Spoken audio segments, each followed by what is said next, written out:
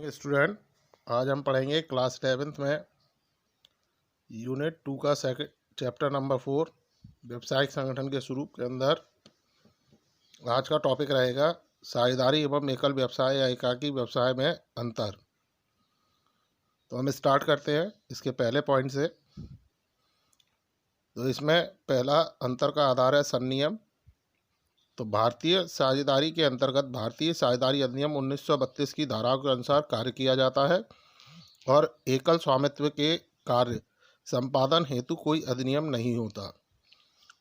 तो साझेदारी के लिए हमें भारतीय साझेदारी अधिनियम 1932 की जो धारा है, उसके जो नियम है, उनका पालन करना होता है, जबकि एकाकी व्यवसाय के लिए इस तरह का कोई अधिनियम या कोई कानून नहीं है। दूसरा पॉइंट है सदस्यों की संख्या।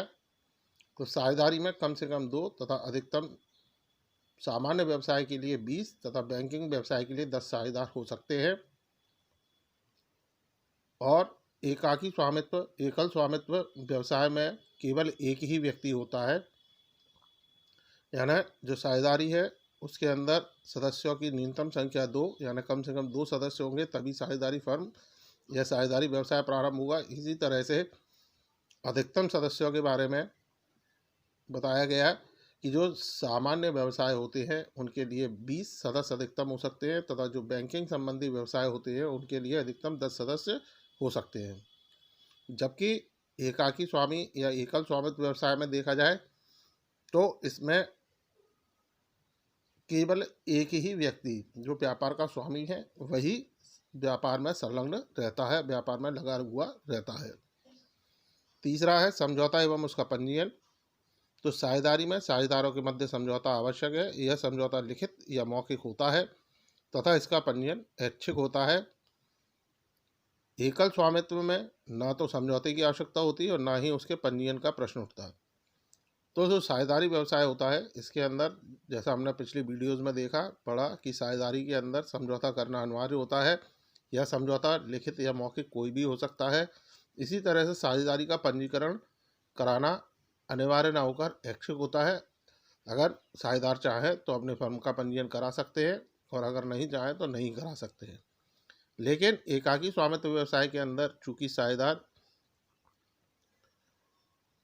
नहीं होते, व्यापार का संचालन एक ही व्यक्ति द्वारा किया जाता है, तो ऐसे में समझौते का प्रश्न ही नहीं उठता और ना ही इसमें पंजीयन की आवश्यकता होती है। अगला है गोपनीयता। तो साझेदारी में किसी प्रकार की गोपनीयता नहीं होती। साझेदारों के मध्य किसी प्रकार की कोई गोपनीयता नहीं होती, जबकि एकल स्वामित्व में गोपनीयता बनी रहती है। अब साझेदारों के मध्य गोपनीयता इसलिए नहीं रहती क्योंकि व्यवसाय से संबंधित जितने भी कार्य हैं वो सभी साझेदारों के मध्य होते हैं। तो ऐसी स्थिति में गोपनीयता का बना रहना बहुत असंभव है या बहुत कठिन कार्य होता है। जबकि एकाकी स्वामित्व में जो व्यवसाय का मालिक है वही व्यवसाय का संचालन करता है, वही भी व्यवसाय से संबंधित समस्त कार्य देखता है। तो ऐसी स्थिति में गोपनीयता बनी रहती है, हर चीज़ गोपनीय रहती है। अगला है लाभ हानि का विभाजन निर्णय। लाभ हानि का विभाजन। तो जो साझेदारी के अंदर लाभ हानि का विभाजन समझौते के अनुसार किया जाता है, जबकि एकल स्वामित्व या एकाकी स्वामित्व व्यवसाय के अंदर व्यवसाय में होने वाला संपूर्ण लाभ या हानि केवल व्यवसाय के स्वामी का होता है। जो व्यवसाय का मालिक है उसी का समस्त लाभ या हानि होगा। अगला है निर्णय। तो साझेदारी फर्म के अंदर जो भी निर्णय लिए जाते हैं, यानी इसमें सभी साझेदारों की सलाह से निर्णय लेने के कारण शीघ्र निर्णय नहीं हो पाता और इसमें एक ही व्यक्ति को शीघ्र निर्णय लेना होता है, अतः शीघ्र निर्णय संभव होता है। तो साझेदारी व्यवसाय के अंदर जो भी निर्णय लिए जाते हैं वो सभी साझेदारों की सलाह से, सभी साझेदारों की सहमति से लिए जाते हैं।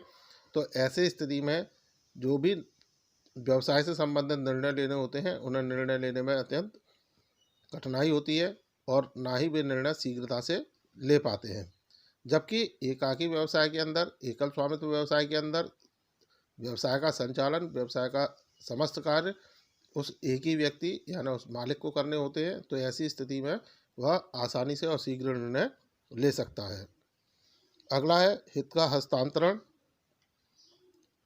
तो साझेदार किसी अन्य को हित का हस्तांतरण नहीं कर सकता, यानी जो साझेदार है वो किसी अन्य व्यक्ति को अपने हितों को यानी अपने लाभों को हस्तांतरित नहीं कर सकता है।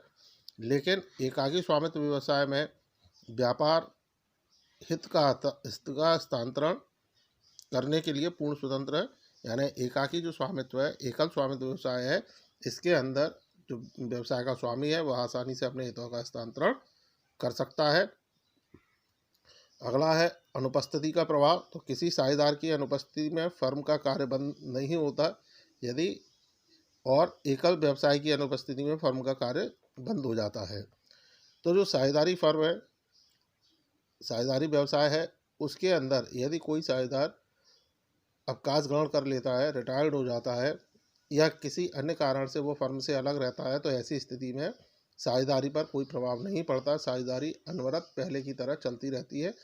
जबकि एकाकी स्वामित्व व्यवसाय के अंदर अनुपस्थित उस मालिक के अनुपस्थित होने पर, यानी वह अगर मान लीजिए अस्वस्थ है या किसी अन्य कारण से वो बाहर है, तो ऐसी स्थिति में उसका प्रभाव उसके व्यापार पर पड़ेगा, यानी उसका व्यापार का कार्य बंद हो जाएगा।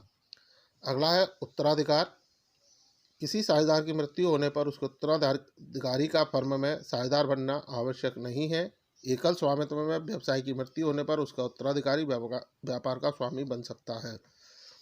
तो इसमें उन्होंने बताया कि जो साझेदारी फर्म है उसमें किसी भी साझेदार की यदि मृत्यु हो जाती है, तो ऐसी स्थिति में जो साझेदार का उत्तराधिकारी है वह जरूरी नहीं है कि वह फर्म के अंदर साझेदार बन जाए या उसको साझेदार बना लिया जाए।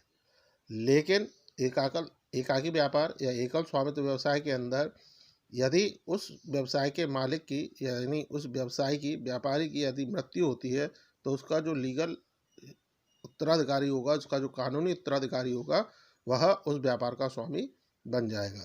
सो स्टूडेंट, ये था साझेदारी और एकल स्वामित्व व्यवसाय में अंतर, जो आपको समझ में आया होगा और ये आपकी परीक्षा की दृष्टि से बहुत महत्वपूर्ण प्रश्न है। तो इसे आप अच्छे से सुने, देखें और याद करें।